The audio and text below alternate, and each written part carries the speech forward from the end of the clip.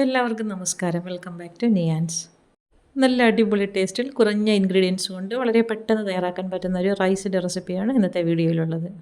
അപ്പോൾ ഈ റൈസ് എങ്ങനെയാണ് തയ്യാറാക്കുന്നത് നോക്കാം. നല്ല അടിപൊളി ടേസ്റ്റാണ്. ഒരു പ്രാവശ്യമെങ്കിലും ഇതേപോലെ ഒന്ന് തയ്യാറാക്കി നോക്കൂ.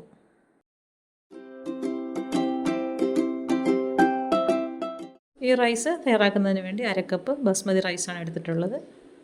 ഇതേപോലെ നല്ല നീളൻ റൈസാണ്. ഇതിനെ നന്നായിട്ടൊന്ന് 2-3 തവണ ഒന്ന് കഴുകി വൃത്തിയാക്കി എടുക്കുക. എന്നിട്ട് ആ വെള്ളം ഒന്ന് വാർത്ത് കളയണം.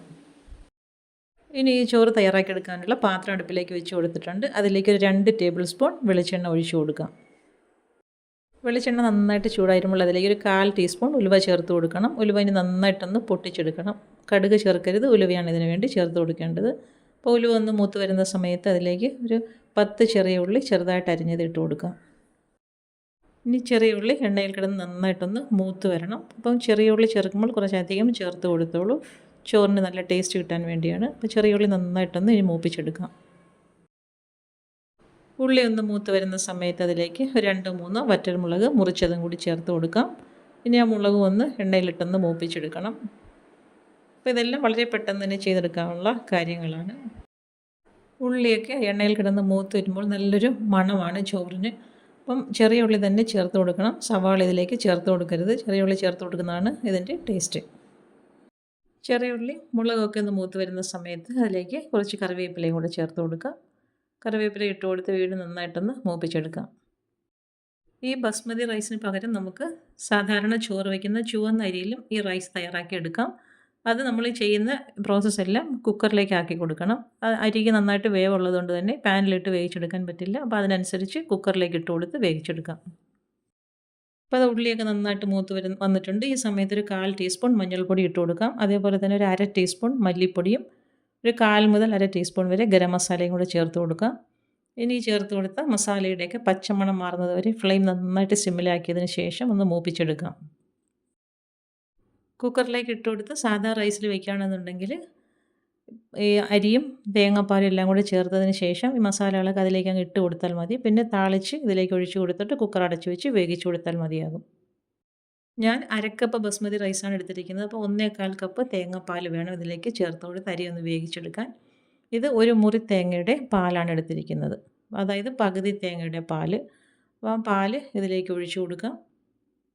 അപ്പോൾ തേങ്ങാപ്പാൽ ഒഴിച്ച് കൊടുത്തതിന് ശേഷം ആവശ്യത്തിനുള്ള ഉപ്പ് ചേർത്ത് കൊടുക്കുക. ഉപ്പ് ഇട്ട് കൊടുത്തിട്ട് ഇത് നന്നായിട്ടൊന്ന് ഇളക്കി കൊടുക്കണം.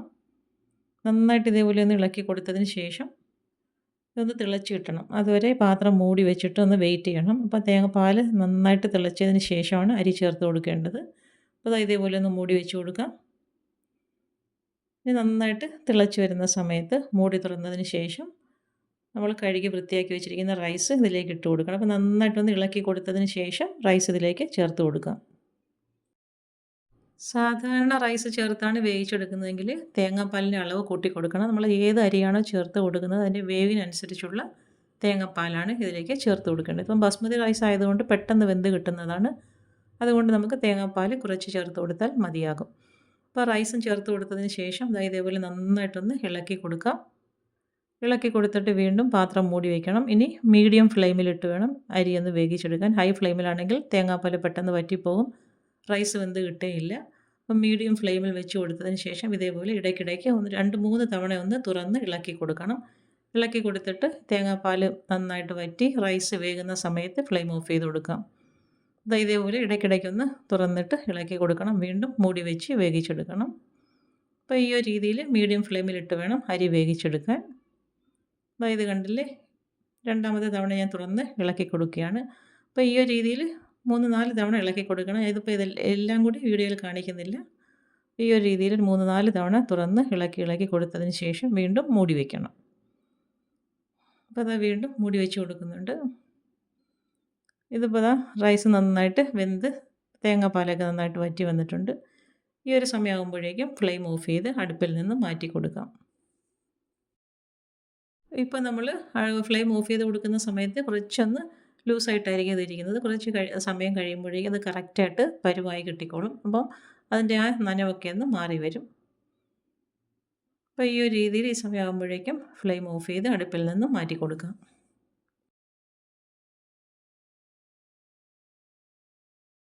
ഇപ്പോൾ ഇത് റൈസ് നന്നായിട്ട് സെറ്റായി വന്നിട്ടുണ്ട്. അതിൻ്റെ ഈർപ്പൊക്കെ മാറി ചോറൊക്കെ നന്നായിട്ട് സെറ്റായി കിട്ടിയിട്ടുണ്ട്. അപ്പോൾ ഈ ഒരു രീതിയിൽ ഈ റൈസ് ഇങ്ങനെ തയ്യാറാക്കി നോക്കൂ. നല്ല അടിപൊളി ടേസ്റ്റാണ്. തീർച്ചയായിട്ടും ഈ ഒരു രീതിയിൽ തയ്യാറാക്കി നോക്കിക്കോളൂ.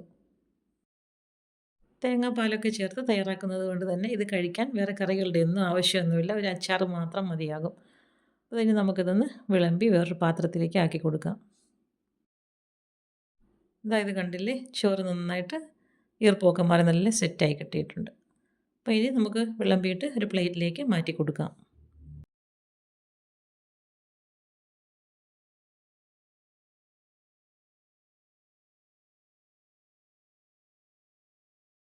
അപ്പോൾ ഇന്നത്തെ വീഡിയോ ഇത്രയേ ഉള്ളൂ. ഇഷ്ടമായ ലൈക്ക് ചെയ്ത് സബ്സ്ക്രൈബ് ചെയ്ത് സപ്പോർട്ട് ചെയ്തേക്കൂ.